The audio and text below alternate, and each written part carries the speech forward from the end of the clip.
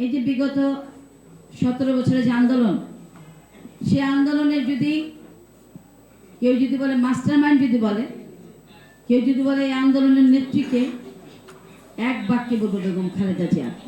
প্রতিটি মায়ের যে স্বপ্ন থাকে যে তার ছেলে মেয়ে তার সাফল্য দেখে যাওয়া, এবং অল্প কয়েকদিনের জন্য তিনি তার ছেলের সাফল্য থেকে যেতে পারেনি, এটা আমাকে মাঝে মাঝে প্রেরণা দেয়।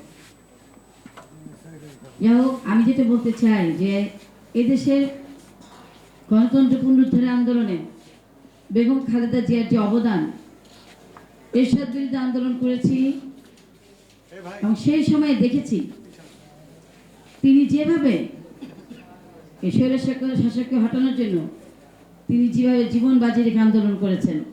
সেই সময় কিন্তু এই এখন যিনি বিদেশে বিতাড়িত, তিনি সেই সময় ছিলেন এবং তিনি সেই সময় তখনও বারবার আন্দোলনে তিনি শরীকায়িত করেছেন।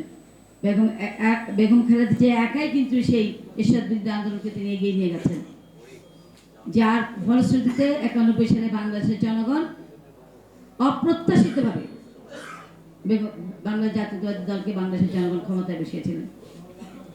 ঠিক তেমনিভাবে এই যে বিগত 17 বছরের যে আন্দোলন, সে আন্দোলনের যদি কেউ যদি বলে মাস্টার মাইন্ড, যদি বলে কেউ যদি বলে এই আন্দোলনের নেত্রীকে, এক বাক্যে বলবো বেগম খালেদা জিয়া।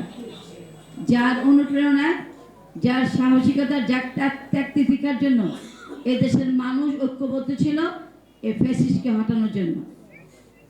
আসলাম, দেখলাম, 7 দিন আন্দোলন করলাম আর আন্দোলনে বিজয় হয়ে গেলাম, এ কথা যারা বলে তারা এদেশের মানুষকে বোকা বানাতে চায়।